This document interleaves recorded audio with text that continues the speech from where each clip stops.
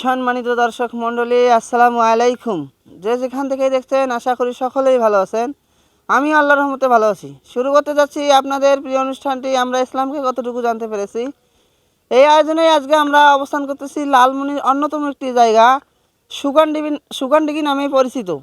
আর আজকে আমরা এই সুকানডিগির চারপাশ ঘুরে আমাদের কাঙ্ক্ষিত প্রশ্নের যে উত্তরগুলো রয়েছে তার উত্তরদাতাকে খোঁজার চেষ্টা করব।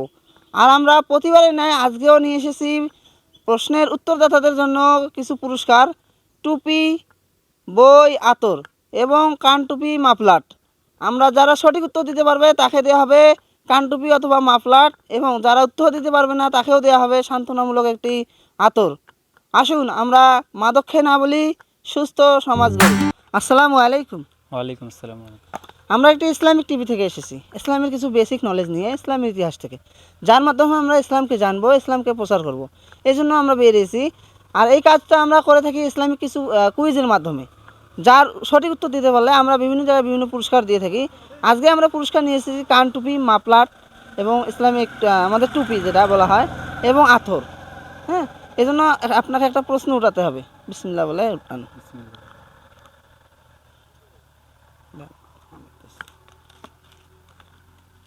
আপনার পড়েছে আজান শব্দের অর্থ কি? অনেক সহজ পড়ছে। আজান। আপনি মুসলিম না?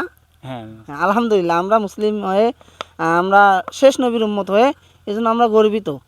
হ্যাঁ, আজান শব্দের অর্থ কি? আজান শব্দের অর্থ আহ্বান, আহ্বান করা বা ডাকা। হ্যাঁ, শুক্রিয়া আপনার। আমাদের আয়া টিভির পক্ষ থেকে আপনিও পাচ্ছেন একটি কি মাফলাট অথবা কানটুপি। কি নেবেন আপনি? কানটুপি। আচ্ছা, কানটুপি দাও ভাইয়া, একটা কানটুপি দাও। এই লালটা দাও ভাইয়া, লালটা বানাবে আমাদের আয়ার টিভির পক্ষ থেকে। ধন্যবাদ। আপনার পড়েছে খুবই সহজ। কোরআনের সর্বপ্রথম কোন নবীর নাম পাওয়া যায়? কোরআনের সর্বপ্রথম একজন নবীর নাম আছে। হ্যাঁ, কে সে? এই নবীর নাম কি সর্বপ্রথম কোরআনে পাওয়া যায়? আমাদের আসলে আদি পিতা হচ্ছে আদম আলাইহিসসালাম। আদম আলাইহিস সালাম।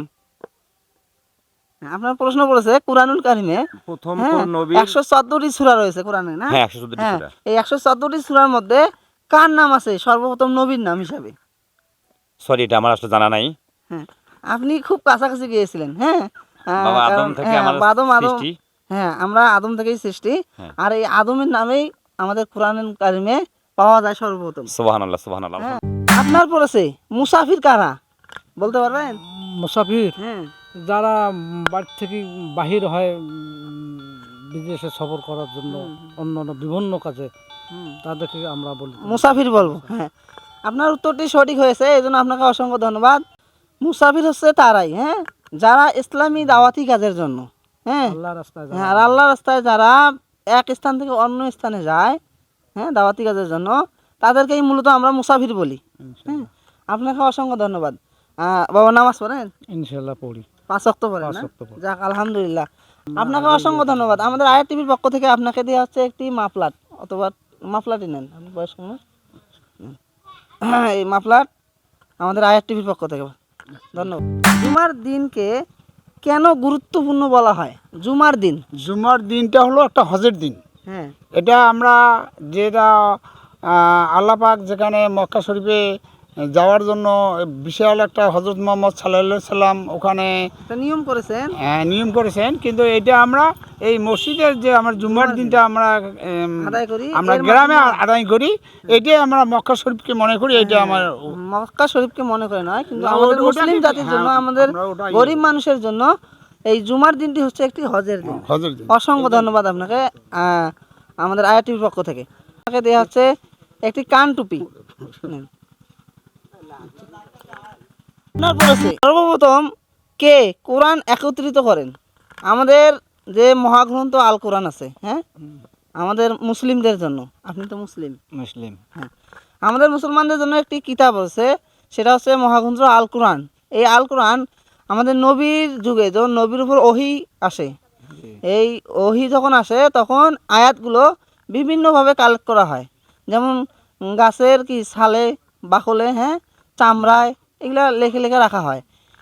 যখন আমাদের নবীর আল্লাহর তরফ থেকে আদেশ আসলো যে এখন তোমরা এই আয়াতগুলোকে একত্রিত করো, করে একটা বইয়ে কি আকৃতি দেওয়া লাগবে। হ্যাঁ, এই আকার আকৃতিগুলো এই বই যে বানাইছে সবগুলো একসাথে করছে, এইটা কোন সাহাবা করেছিল বা রাসূল সাল্লাল্লাহু আলাইহি ওয়াসাল্লামের একজন নিকট আত্মীয় ছিল, কে ছিল বলতে পারবেন? জি এটা কইতে হবে। এর উত্তরটি হবে হযরত আবু বকর রাদিয়াল্লাহু তাআলা আনহু। আপনাকে দেওয়া হবে একটি আতর, হ্যাঁ, নামাজটা পড়বেন একজন মুসলিম ভাই হিসেবে অনুরোধ করব। হ্যাঁ, আপনার পড়েছে অনেক সহজ। আমাদের শেষ নবীর নাম কি? মোহাম্মদ সাল্লাল্লাহু আলাইহি ওয়াসাল্লাম। হযরত মুহাম্মদ সাল্লাল্লাহু আলাইহি সাল্লাল্লাহু আলাইহি সাল্লাম। তুমি বলতে পারবা আমাদের নবী করিম সাল্লাল্লাহু আলাইহি সাল্লামের একটা নাম ছিল, হ্যাঁ, এই নামটার কারণে তাকে বিশ্বাসী বলা হতো। এই নামটা কি? খেয়াল নেই। আচ্ছা, উত্তরটা হচ্ছে আলামিন। ঈমান শব্দের অর্থ কি ইমান শব্দের অর্থ হলো, পারবে না? খেয়াল আসতেছে না। আপনার বলেছে রাসূল সাল্লাল্লাহু আলাইহি সাল্লাম যখন ঘুমে থাকতেন তখন কিভাবে ওহী নাজিল হতো? আমাদের নবী করিম সাল্লাল্লাহু আলাইহি সাল্লামের, জি ভাইয়া। হ্যাঁ, যখন ঘুমে থাকতেন তখন তার উপর যে ওহী নাজিল হয় কিভাবে হতেন বলতে পারবা? না ভাই এটা পারবো না। আমাদের নবী করিম সাল্লাল্লাহু আলাইহি সাল্লাম যখন ঘুমে থাকতেন তখন আমাদের নবীর উপর ওহী নাজিল হতেন, ঘন্টার মতো শব্দ, ঢং ঢং করে শব্দ হতো আর ওহী নাজিল হতো। জি ভাইয়া। শুক্রিয়া ভাইয়া। বলতে পারবো আমাদের নবী করিম সাল্লাল্লাহু আলাইহি সাল্লামের একটা নাম ছিল, হ্যাঁ, এই নাম আমার নবী করিম সাল্লাল্লাহু আলাইহি সাল্লাম অন্য কারণ নাম রাখতে নিষেধ করেছেন, বলতে পারবা কি? মোহাম্মদ সাল্লাল্লাহু আলাইহি সাল্লাম না। আমাদের নবী করিম সাল্লাল্লাহু আলাইহি সাল্লাম বলেছেন আমার এমন একটি নাম আছে যা তোমরা রেখো না, এটি আমার উপনাম। না ভাই এটা পারলাম না। এটা হচ্ছে আবুল কাসেম। হুম, হুম। আবুল কাসেম। কাসেম। ভাইয়া এখানেই বাসা তোমার না? না ভাইয়া আমার বাসা রাজপুর। রাজপুর। হ্যাঁ, নামাজ পড়ো? জি ভাইয়া। 5 ওয়াক্ত নামাজ পড়ো? জি ভাইয়া। আমাদের সূরা ফাতিহা শোনাও একটু। বিসমিল্লাহির রহমানির রহিম আলহামদুলিল্লাহি রাব্বিল আলামিনির রহমানির রহিম মালিকি ইয়াউমিদ্দিন ইয়্যাকা না'বুদু ওয়া ইয়্যাকা নাস্তাইন ইহদিনাস সিরাতাল মুস্তাকিম সিরাতাল লাযিনা আন'আমতা আলাইহিম গায়রিল মাগদুবি আলাইহিম ওয়ালাদ-দাল্লিন। আমিন, আল্লাহুম্মা আমিন। অসংখ্য ধন্যবাদ।